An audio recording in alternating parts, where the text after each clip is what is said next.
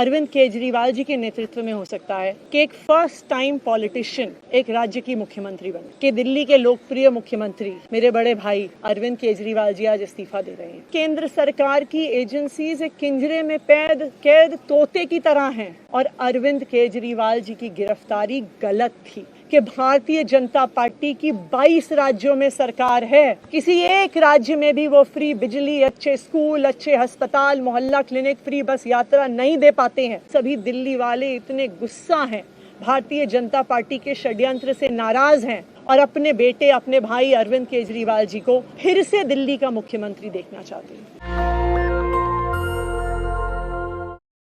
ये नेता, मेरे गुरु अरविंद केजरीवाल जी का धन्यवाद करना चाहती हूँ, जिन्होंने मुझे इतनी बड़ी जिम्मेदारी दी और इस जिम्मेदारी के लिए मुझ पे भरोसा किया।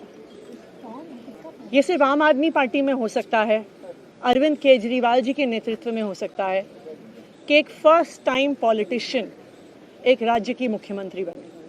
मैं एक सामान्य परिवार से आती हूँ, शायद किसी और पार्टी में होती तो चुनाव की टिकट भी नहीं मिलती, लेकिन अरविंद केजरीवाल जी ने मुझ पे भरोसा किया, मुझे विधायक बनाया, मुझे मंत्री बनाया और आज मुख्यमंत्री बनने की जिम्मेदारी दी है। मैं खुश हूँ कि अरविंद केजरीवाल जी ने मुझ पे इतना भरोसा किया है, लेकिन जितना सुख आज मेरे मन में है, आज उससे बहुत ज़्यादा दुख भी मेरे मन में है।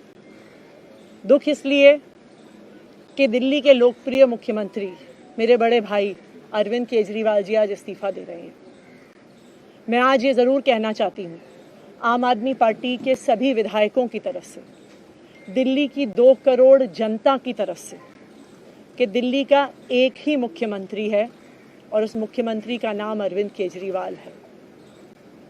भारतीय जनता पार्टी ने पिछले 2 साल से अरविंद केजरीवाल जी को परेशान करने की, उनके खिलाफ षड्यंत्र रचने की कोई कसर नहीं छोड़ी।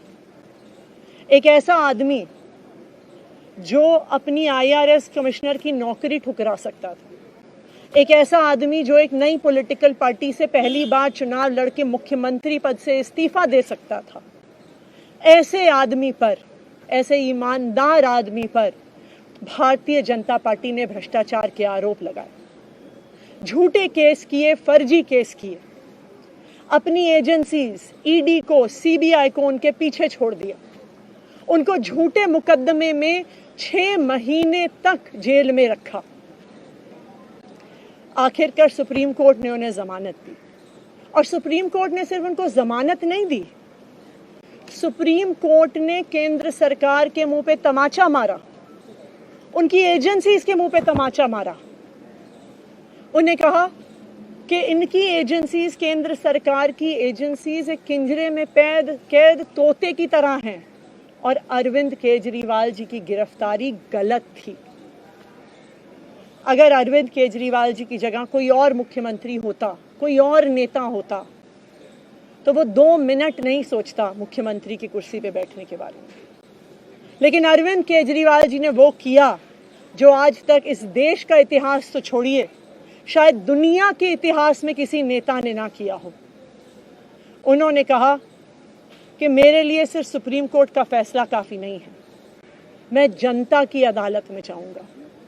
जब दिल्ली की जनता मुझे कहेगी कि हम तुम्हें मुख्यमंत्री के रूप में देखना चाहते हैं, जब दिल्ली की जनता कहेगी कि तुम ईमानदार हो, तब मैं मुख्यमंत्री की कुर्सी पे बैठूंगा। मुझे नहीं लगता कि हमें लोकतंत्र के इतिहास में ऐसा कोई त्याग का उदाहरण मिलेगा जो आज अरविंद केजरीवाल जी ने देश के सामने रखा है। दिल्ली भर में लोग बहुत दुखी हैं अरविंद केजरीवाल जी के इस्तीफे से। कल शाम मुझे एक बुजुर्ग महिला मिली, जब उन्हें खबर मिली थी कि अरविंद केजरीवाल जी ने इस्तीफा दे दिया है, वो रोने लग गई। उन्होंने कहा कि वो मेरे बेटे की तरह हैं, उसको इतना परेशान किया है, उसको इतना परेशान किया, उस पर झूठे केस लगाए। और उन बुजुर्ग महिला ने कहा कि मैं घर घर जाऊंगी, मैं घर घर जाके लोगों को कहूंगी कि मुझे अपने बेटे को ही मुख्यमंत्री बनाना है। तो आज सभी दिल्ली वाले ये प्रण ले रहे हैं, सभी दिल्ली वाले इतने गुस्सा हैं, भारतीय जनता पार्टी के षड्यंत्र से नाराज हैं और अपने बेटे, अपने भाई अरविंद केजरीवाल जी को फिर से दिल्ली का मुख्यमंत्री देखना चाहते हैं। क्यों देखना चाहते हैं दिल्ली वाले अरविंद केजरीवाल जी को फिर से मुख्यमंत्री? क्योंकि उन्हें पता है कि अरविंद केजरीवाल ही ऐसे ईमानदार मुख्यमंत्री हैं जिनकी वजह से उन्हें फ्री बिजली मिली है। उन्हें पता है कि अगर अरविंद केजरीवाल जैसे ईमानदार व्यक्ति मुख्यमंत्री नहीं रहे तो उनको फ्री बिजली मिलनी बंद हो जाएगी। उन्हें पता है कि अरविंद केजरीवाल जैसे ईमानदार व्यक्ति अगर मुख्यमंत्री नहीं रहे तो उनके बच्चों के सरकारी स्कूल बदहाल हो जाएंगे। उनको पता है कि अरविंद केजरीवाल जैसे ईमानदार व्यक्ति अगर मुख्यमंत्री नहीं रहे तो जो अस्पतालों में, सरकारी अस्पतालों में अच्छा इलाज मिलता है, मुफ्त दवाइयाँ मिलती हैं, वो बंद हो जाएंगी। उन्हें पता है कि अगर अरविंद केजरीवाल जी मुख्यमंत्री नहीं रहे तो मोहल्ला क्लिनिक बंद हो जाएगी। अरविंद केजरीवाल मुख्यमंत्री नहीं रहे तो दिल्ली में महिलाओं की फ्री बस यात्रा बंद हो जाएगी, बुजुर्गों की तीर्थ यात्रा बंद हो जाएगी। क्योंकि उन्होंने देखा है कि भारतीय जनता पार्टी की 22 राज्यों में सरकार है, किसी एक राज्य में भी वो फ्री बिजली, अच्छे स्कूल, अच्छे अस्पताल, मोहल्ला क्लिनिक, फ्री बस यात्रा नहीं दे पाते हैं। और एक ईमानदार अरविंद केजरीवाल है जो दिल्ली के लोगों को इतना कुछ देता है। तो दिल्ली के लोग, आम आदमी पार्टी के विधायक और मैं अगले कुछ महीनों तक, चुनाव तक मुख्यमंत्री होने के नाते अब एक ही उद्देश्य से काम करेंगे कि हमें अरविंद केजरीवाल जी को फिर से दिल्ली का मुख्यमंत्री बनाना है। जब तक मैं इस बड़ी जिम्मेदारी को संभाल रही हूँ, मेरा एक ही मकसद रहेगा। मुझे पता है कि भारतीय जनता पार्टी अपने एलजी साहब के थ्रू दिल्ली वालों के खिलाफ षड्यंत्र रचेगी। मुझे पता है कि वो दिल्ली वालों की फ्री बिजली रोकने की कोशिश करेंगे। मुझे पता है वो दिल्ली वालों के अस्पताल में फ्री दवाइयाँ रोकने की कोशिश करेंगे। मुझे पता है वो मोहल्ला क्लिनिक बंद करने की कोशिश करेंगे। मुझे पता है वो सरकारी स्कूलों को खराब करने की कोशिश करेंगे।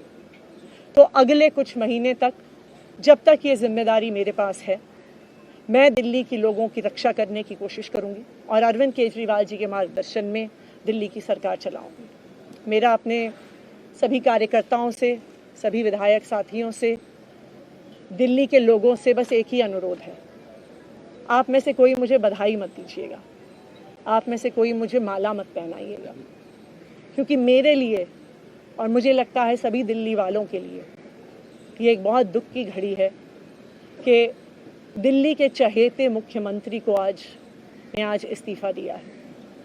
मैं एक बार फिर अरविंद केजरीवाल जी का धन्यवाद करती हूँ जो उन्होंने मुझ पर भरोसा दिलाया, मुझ पर भरोसा दिखाया है। और मैं दिल्ली के लोगों की तरफ से फिर से एक बार ये कहूँगी कि वो जल्द ही आने वाले चुनाव के बाद अरविंद केजरीवाल जी को अपना मुख्यमंत्री देखना चाहते हैं। नेशनल दस्तक की आपसे गुजारिश है कि अगर इसको बचाना चाहते हैं तो नेशनल दस्तक को सब्सक्राइब करने के लिए रेड कलर के सब्सक्राइब बटन को दबाएं, फिर बेल आइकन की घंटी दबाएं। नेशनल दस्तक को बचाने के लिए बहुत जरूरी है कि हर खबर को शेयर करें, लाइक करें, कमेंट जरूर करें।